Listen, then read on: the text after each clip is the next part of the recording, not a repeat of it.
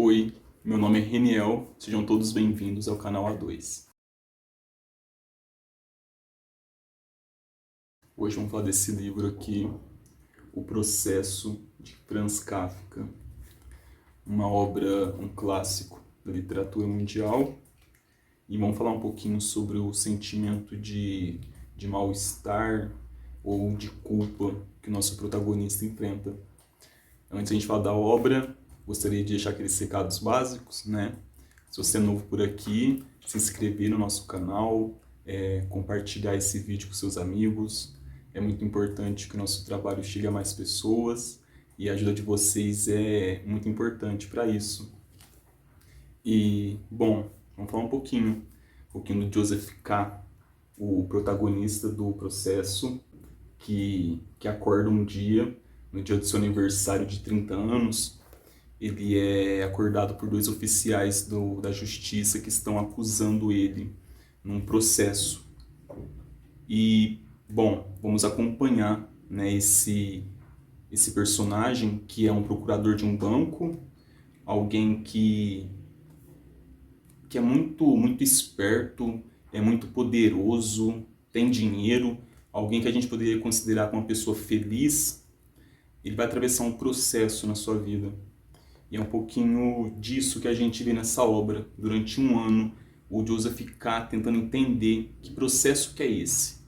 E o que a gente se depara aqui é um enfrentamento, um embate entre a racionalidade e uma condição, uma situação absurda, né? O sentimento absurdo, que é muito presente na obra do Franz Kafka, aparece aqui nessa obra também, porque a gente não sabe qual que é o motivo da acusação, a gente não sabe quem acusa e qual que é a lei que vai julgar esse personagem. Apesar disso, eu acho que o poder da obra se concentra muito no caminho que ela percorre na escrita do Franz Kafka.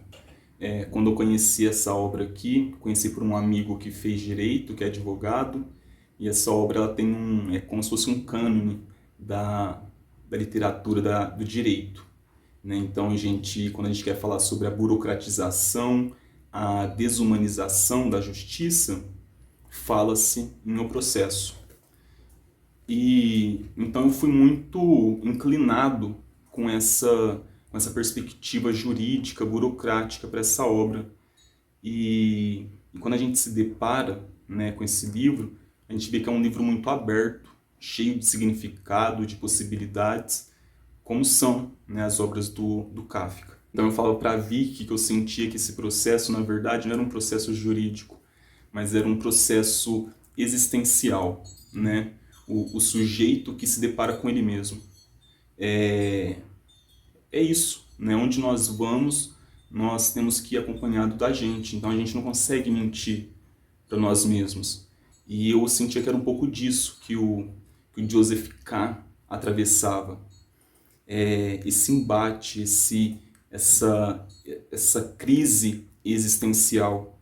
É muito significativo que ele seja processado justamente no seu aniversário de 30 anos. Então eu comecei a pensar o livro a partir de outra perspectiva que não fosse somente a jurídica, né? Apesar daqui falar muito sobre a parte interna, né, dos meios burocráticos judiciais. O Kafka ele era formado em Direito, trabalhou como em empresas de advocacia, então ele conhecia muito bem esse meio, e aqui eu sinto que a gente tem meio que uma alegoria, né, para esse processo individual através da justiça. E o Joseph K., ele constantemente ele falava de um mal-estar que sentia quando ia no departamento, nas guarnições do tribunal, e isso por 3 ou 4 vezes ele comenta que ele sente um mal-estar muito grande, um sentimento de opressão. E aí eu me lembrei da obra do Freud, Mal-Estar na Civilização.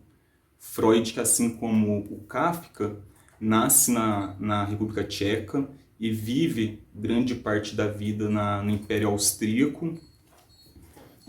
Ele fala muito sobre, no seu livro Mal-Estar da Civilização, e fala muito de um sentimento de culpa. E aí quando eu li esse livro do Freud, que eu li depois, me deu muito esse link, né? Esse processo está muito ligado a um sentimento de culpa que esse personagem sente. O livro do Freud é esse aqui, O Mal-Estar na Civilização. Recomendo a leitura de quem leu o processo, que lê esse livro, que é muito interessante. E o Freud fala, né, que a nossa civilização ela é muito baseada nesse sentimento da culpa.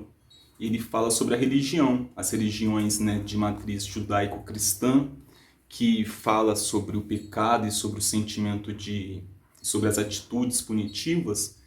Isso está muito permeado de um sentimento de culpa humana. E para Freud, né, pelo menos assim que eu pude entender, né, eu sou apenas um leitor assim, curioso da obra dele, ele fala muito que esse sentimento de culpa é quase que genético, ou é genético da natureza humana, devido à forma que a psique humana é estruturada, através das relações que a gente passa para estruturar a psique humana. Quando nascemos, né, somos um bebê, um eu pequeno, uma consciência que não tem limites, e essa consciência ou ela é puro prazer ou ela é puro desprazer. Não puro prazer ou puro desprazer, mas ela é pura pulsão, de certa forma. Ela não tem um limite entre o eu e o exterior dela. E a formação da consciência, né, de um super-eu, de um eu adulto, ela vem através dessas relações de prazer e desprazer que a criança sente com a relação com a mãe, com o pai. Por quê? Porque na interação, né, desse eu com o seio materno ou com a dor que essa criança pode sentir, com a ausência, você vai criar então os limites dessa consciência, e que o Freud fala que está muito implicado assim, com a relação do complexo de Édipo posteriormente. Então o ser humano ele é formado, né, na sua estrutura da psique com um sentimento de angústia, porque o bebê, né, ele sente o medo daquele ser que lhe dá o peito, daquela sensação de prazer, e ele tem medo de desfazer desse seio, e por isso ele sente angústia diante da autoridade.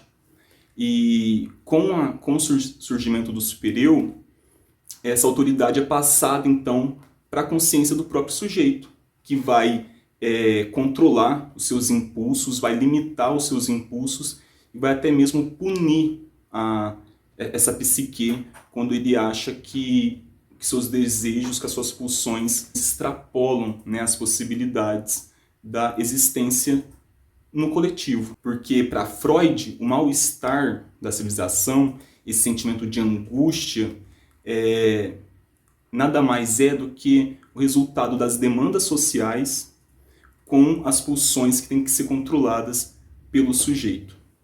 Isso que vai criar, então, na comunidade, na civilização, um sentimento de angústia, de sofrimento. Obviamente que eu estou resumindo muito esse livro, mas acho que o principal é que o Freud fala que existe um sentimento de culpa, que é inerente à existência humana, né?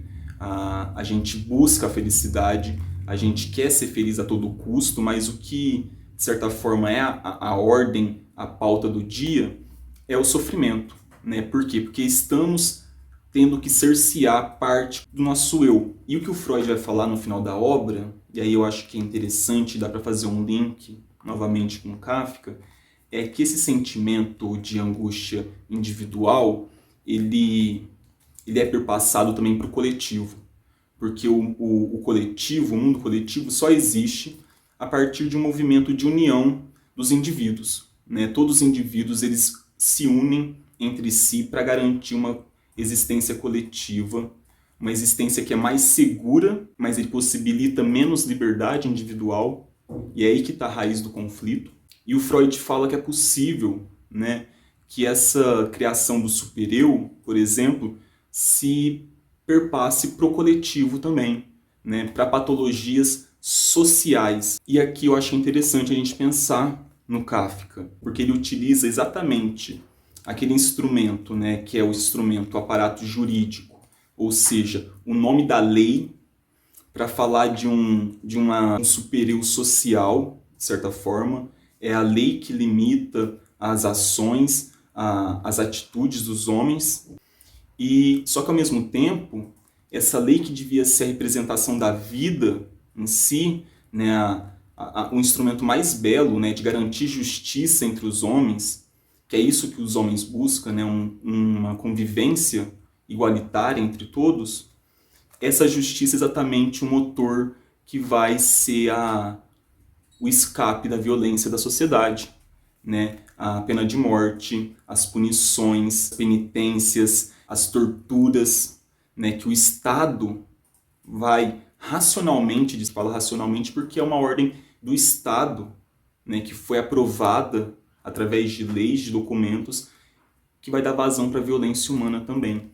Então aqui ele mostra essa complexidade, esse mal-estar, esse conflito que existe entre as demandas sociais, ou seja, as leis que a sociedade impõe, e aquilo que o ser humano pode cumprir, né? Então, através da justiça, aquilo que seria um instrumento mais leal para garantir a igualdade entre os homens, é também um instrumento de violência mais cruel e, de certa forma, até irracional, né? A gente não consegue desvendar esse aparato, esse funcionamento burocrático judicial dessa lei. Enfim, esse livro aqui, O Processo, é uma obra muito, muito impressionante, mexe muito com a gente, cria um cenário muito perturbador. E então eu fui tentar entender um pouquinho melhor, né? E aí eu vi essas relações dos autores, entre o Freud e o Kafka, e essa questão do mal-estar que é muito abordada aqui no Processo. Então, ler Freud também foi interessante para poder dar um entendimento, né, para essa obra. E outra obra que a gente viu recentemente, que fala um pouco dessa pulsão de vida e de morte, como que a vida, onde existe vida, existe morte, existe violência, né?